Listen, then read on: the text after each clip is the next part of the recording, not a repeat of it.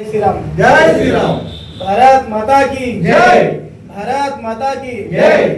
ఈడ భారత్ మాత అంటే రామవారి గుడి అవుతా పోవాలి. మనం ఏం మాట్లాడతాం ఇప్పుడే అనకపోతే రేపు పొద్దుగాల ఇంకేమంటారు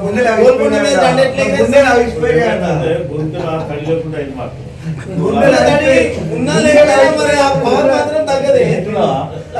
భారత్ మాతాకి జై అన్నమానం అనుకో అవునకాడికి తడి ఒకసారి ప్రాణం కాపాడుకోవాలి. భారతీయ జనతా పార్టీ మళ్ళొక ఛాయ్ అందరికీ నమస్కారం.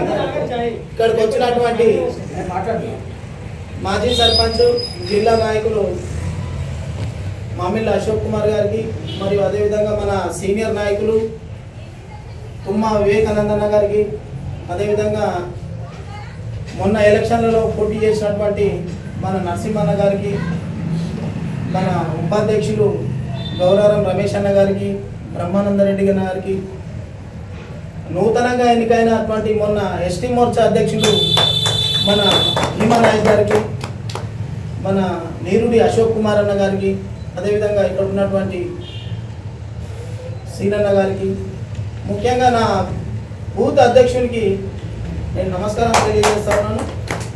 ఈ కార్యక్రమం ఏర్పాటు చేసినందుకు. భారతీయ జనతా పార్టీ ఎన్నో విధాలుగా మనకు ధైర్యాన్ని, దమ్మును ముందుకు పోవడానికి మనకి ఇస్తుంది, శక్తిని కల్పిస్తుంది. కానీ దాన్ని మనం యూజ్ చేసుకోవడం లేదు.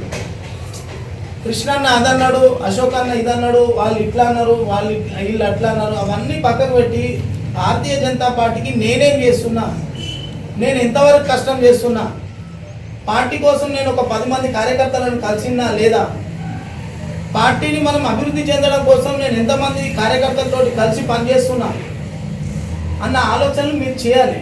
అంతేగాని అశోక్ అన్న అట్లా చేసిండు, కృష్ణాన్ని ఇట్లా చేసిండు, ఆయన వాళ్ళ పార్టీకి నష్టం జరిగింది, ఈయన వాళ్ళ అవన్నీ పక్కకు పెట్టేసేయండి. రానున్న రోజులల్లా నాకు పెద్ద మనుషులు చెప్తున్న విషయం ఏంటంటే, రానున్న రోజులల్లా మనం గవర్నమెంట్ ఫామ్ చేసుకున్నామట. కాబట్టి దాన్ని దృష్టిలో పెట్టుకొని మనం ముందుకు పోదాం. వీళ్ళు అట్లా అన్నారు, వాళ్ళు ఇట్లా, ఇవన్నీ పక్కకు పెట్టేసేయండి.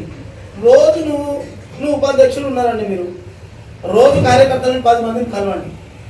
ప్రధానమంత్రి స్కీమ్స్ ఉన్నాయి, బేటీ బచావ్ బేటీ పడావ్, సుకన్య సమృద్ధి యోజన పథకం, సడక్ యోజన పథకం, రేషన్ బియ్యం పథకం, వృద్ధులకు పింఛన్ పథకం, ఇట్లా మన పథకాలు 140 పైగా ఉన్నాయి. మనము ఆ పథకాలను రోజు ఒక 5 ప్రజలకు తీసుకుపోదాం. ఇప్పుడు ఇందాక నరసింహన్ అన్నట్టుగా ఆయన ఏమన్నారు, నేను గెలిచినా అంటే అర్థం వాస్తవానికి ఆయన గెలిచిండు, అక్కడ డబ్బు గెలిచింది, కానీ మానసికంగా వ్యక్తిగతంగా నరసింహన్ గెలిచిండు. మన కౌన్సిలర్గా నరసింహన్ గెలిచినట్టు లెక్క. ఆ డబ్బు ముందు మనం గెలవలేకపోయినాం, కానీ మానవత్వంగా మానసికంగా వస్తే ఆయన ఓడిపోతుండే మన ముందట.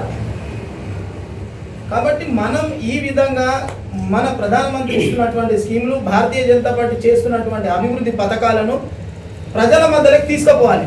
ఆటోమేటిక్గా మనం కంపల్సరీ గెలుస్తాము. రేపు వద్దు అనుకున్నాడు కూడా మనకు ఓటేస్తానికి వస్తాడు. అంతేగాని మనము ఈ మధ్యలో అశోక్ అన్న అది చేసిండు, నర్సింగాన్ని ఇది చేసిండు, ఆయనతో పంచాయతీ, ఆయన వల్ల నేను మీటింగ్కు రాను, నేను ఈ వ్యక్తిగత భావాలు ఎందుకు మనకు? మనం పార్టీ కోసం పనిచేస్తున్నాము, ఒక జెండా కింద పనిచేస్తున్నాము, ఆ జెండా కోసమే పనిచేద్దాం. వాళ్ళ కోసం వీళ్ళ కోసం వాళ్ళు ఇట్లా అన్నారు, వాళ్ళు అట్లా అన్నారు, ఇవన్నీ మర్చిపోదాం. మనం రేపు పొద్దుగాల మనకు నామినేటెడ్ పోస్టులు కావచ్చు, రేపు పొద్దుగాల ఇంకో పోస్టులు కావచ్చు, లేకపోతే మళ్ళీ కౌన్సిలర్గా పోటీ చేసే అవకాశాలు రావచ్చు. ఈ రకంగా మనకు చాలా అవకాశాలు వస్తాయి.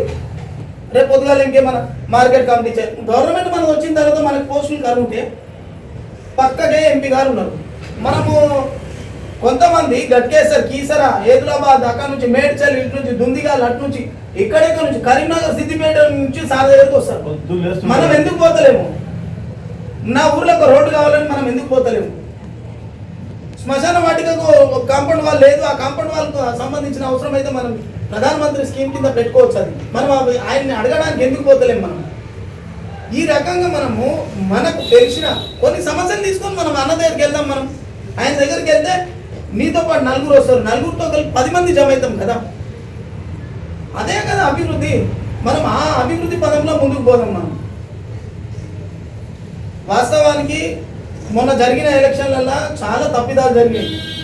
అది నా వల్లనా నీ వల్లనా ఎవరి వల్లనా అన్నది అవన్నీ మనము నెమరు వేసుకుంటే కొట్టుకొని దెబ్బలు తగిలించుకుంటే తప్ప అంతకుమించి వేరేది ఏమి లేదు. మళ్ళా లాస్ట్కి వస్తే ఏడేసిన గొంగడు ఆడ నానిపోయి ఉన్నట్టు అవుతుంది. కాబట్టి అవన్నీ మనం మర్చిపోదాం. తప్పులు ఎవరు చేసిరు అన్నది ఇక్కడ ఉన్న వాళ్ళందరికీ తెలుసు. ఎవరి తప్పు వల్ల మనం అలియాబాద్ మున్సిపాలిటీ భారతీయ జనతా పార్టీ జెండాను కోల్పోయినామో ఈడు ఉన్న వాళ్ళందరికీ తెలుసు. ఒక్క విషయం అన్న, అయితే మనందరికీ తెలుసు, నేను వ్యతిరేకిస్తాను మీ మాటని.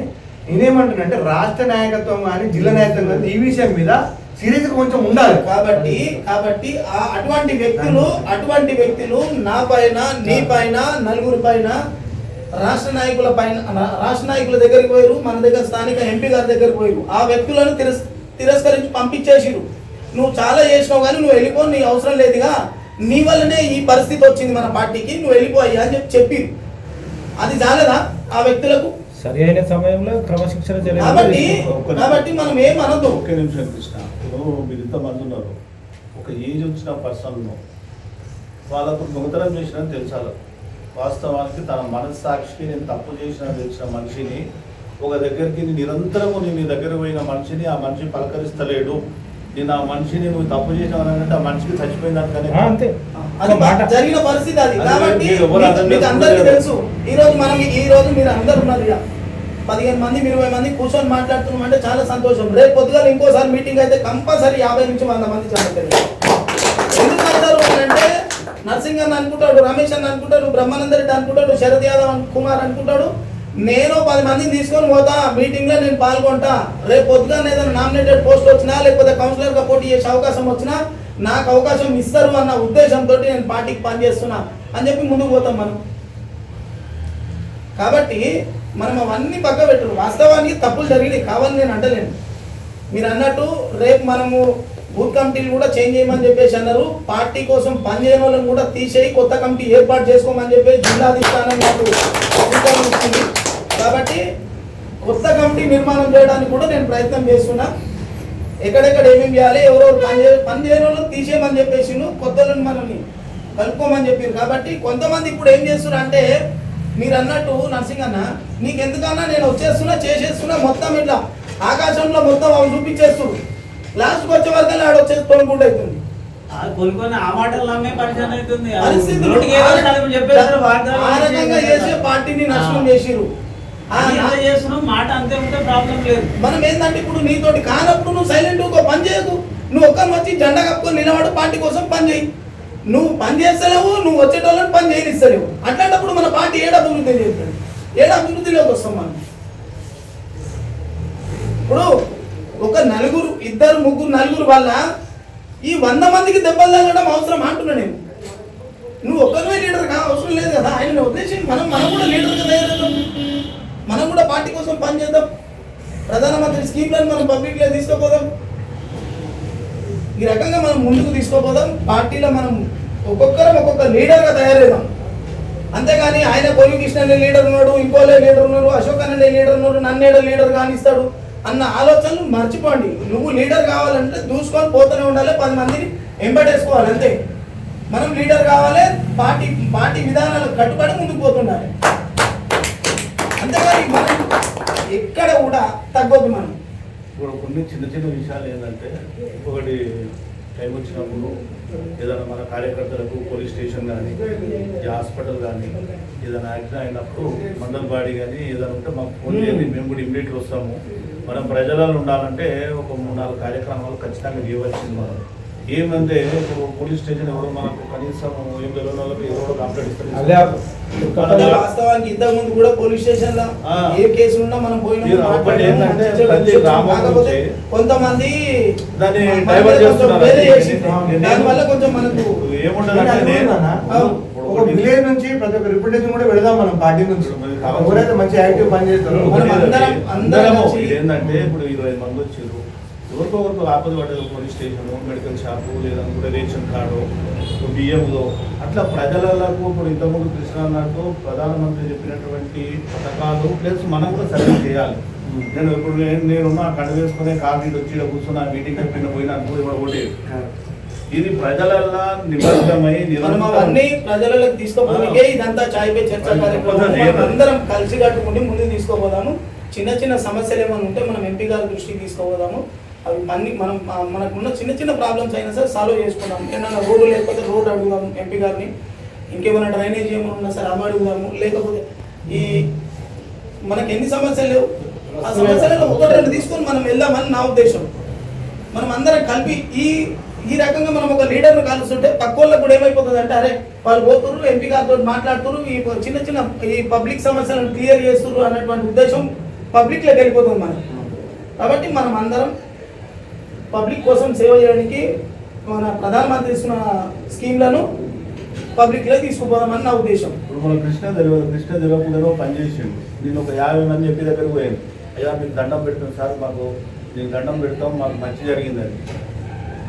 ఏడారంలో వీళ్ళందరూ వచ్చారు. కృష్ణ మీద డబుల్ బెడ్రూమ్లో పోయి నీళ్ళు వస్తారు ఏమొస్తారు. దీన్ని ఒక 50-60 మంది లేడీస్ వేరే దెబ్బ కాదు సార్ మేము నీళ్ళు తాగుతున్నాం అంటే ఇప్పుడు ఏమైపోతుందంటే ఆయన మాకు అక్కడ ఫోన్ చేసింది రమ్మని సార్ వస్తుండే గిడెంకా ఎందుకు అన్నాం. నిన్న ఆడ పోయిన తర్వాత ఏమైపోయింది సార్ ఒక 50 మంది మీ మురాడ్పల్లి డబుల్ బెడ్రూమ్ దగ్గర వచ్చి సార్ దగ్గరకు వచ్చి అందరు నమస్తే పెట్టి ఫోటో ఇది ఏంటంటే అది ఏమైందమ్మా నాకు తెలుస్తలేదు అడిగింది ఆయన.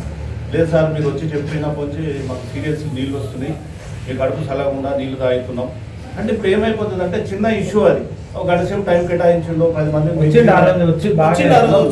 వచ్చిండు సార్ వచ్చిండు మేము కూడా అంటే అటువంటి చిన్న చిన్న విషయాలు ఇప్పుడు ఆయన తెలియదు. నిన్న వాళ్ళు పోయి కలిసిండు, వాళ్ళు దండం పెట్టిండు అంటే తెలిసినా కూడా ఆయనకి ఎంపీ గారు వచ్చినప్పుడు కృష్ణ ఫోన్ చేసిండు అంటే తెలియని ఇటువంటి విషయం 100 మందికి రేపు పోయినా ఆయన ఖచ్చితంగా చెప్పాలంటాడు.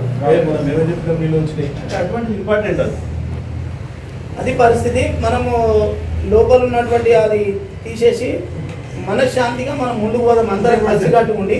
దానికోసం అని నాకు మీరు సహకరించండి, పార్టీని బలంగా తయారు చేద్దాం. అలియాబాద్ మున్సిపల్లో రానున్న రోజులలో మళ్ళా ఉత్సాహంగా వచ్చి ప్రతి ఒక్కరు మీ 7 కౌన్సిలర్ గెలుస్తామని నేను అన్నాను, కానీ 4 అన్న గెలిగే ప్రయత్నం చేయాలి. ప్రయత్నం అని కాదు, మీరంతా యంగ్ ఉన్నారు, యూత్ ఉన్నారు, మీరంతా నాకు అవకాశం ఇచ్చిన వాళ్ళందరికీ హృదయపూర్వక